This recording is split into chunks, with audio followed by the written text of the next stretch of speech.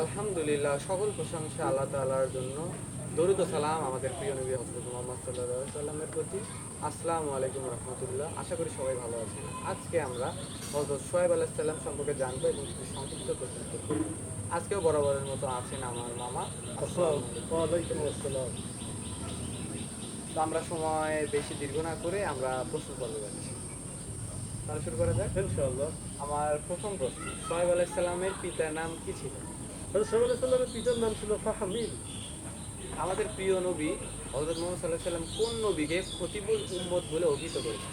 হযরত মুহাম্মদ সাল্লাল্লাহু আলাইহি সাল্লাম নবীদের মধ্যে খতিবুল উম্মত হিসেবে তাকে অভিহিত করেছেন সে ছিল শোয়েব আলাইহিস সালাম। মানে শ্রেষ্ঠ চমৎকার একটি বক্তা। উত্তর দিয়েছেন। আমরা পরবর্তী প্রশ্নে যাচ্ছি। পরবর্তী প্রশ্ন, হযরত শোয়েব আলাইহিস সালামের কতজন মেয়ে ছিল? হযরত শোয়েব আলাইহিস সালামের মেয়ে ছিল 2 জন। হযরত শোয়েব আলাইহিস সালামের বড় মেয়ের নাম কি ছিল? হযরত শোয়েব আলাইহিস সালামের বড় মেয়ের নাম ছিল আসিয়া বিনতে মুজাহিম। আবারও চমৎকার একটি উত্তর দিয়েছেন। পরবর্তী প্রশ্নে যাচ্ছি। হযরত শোয়েব আলাইহিস সালামের নাম পবিত্র কোরআনে কতবার বর্ণিত হয়েছে? হযরত শোয়েব আলাইহিস সালামের নাম ছিল 11 বার বর্ণিত হয়েছে। বাবা চমৎকার উত্তর দিয়েছেন। আমার পরবর্তী প্রশ্ন, হযরত শোয়েব আলাইহিস সালামের কওমকে কি পাপের জন্য আল্লাহ তাআলা ধ্বংস করেছিলেন? হযরত শোয়েব আলাইহিস সালামের কওমকে আল্লাহ যে কারণগুলোতে ধ্বংস করেছেন তার মধ্যে 1 নম্বর ছিল তারা ওজনে কম দিত। 2 নম্বর, যদি মানুষ দূর দূরান্ত থেকে ব্যবসা বাণিজ্য করতে তাদের কমের ওপর দিয়ে যাইতো, তো ওই সময় তারা তাদের অর্থ সম্পদ লুটতরাজ করতো। এরপরে কী করতো, তারা আল্লাহর সাথে শিরক করতো।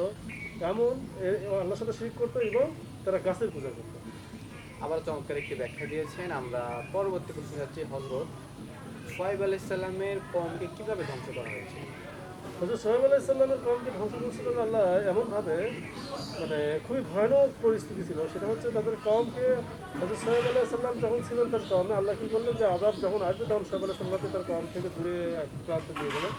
নিয়ে যাওয়ার পরের দিন তাদের ওপর আল্লাহ গজব করে জাহান্নাম থেকে তাপ নিয়ে আসলেন। তারা ঘরে তৃষ্টিতে থাকতে পারতেছিল না। সে দূর দূরান্ত সবাই অতিষ্ঠ হয়ে গেছিলো। পরে আল্লাহ কী করলেন, একখণ্ড মেঘ নিয়ে আসলেন।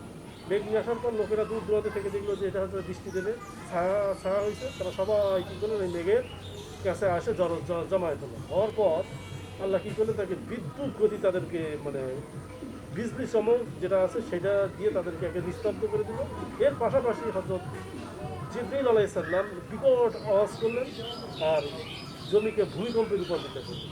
মুহূর্তের মধ্যে সমস্ত প্রাণ নিস্তব্ধ হয়ে গেল। বাহ, চমৎকার একটি ব্যাখ্যা দিয়েছেন। আমরা আমাদের সর্বশেষ প্রশ্নে যাব।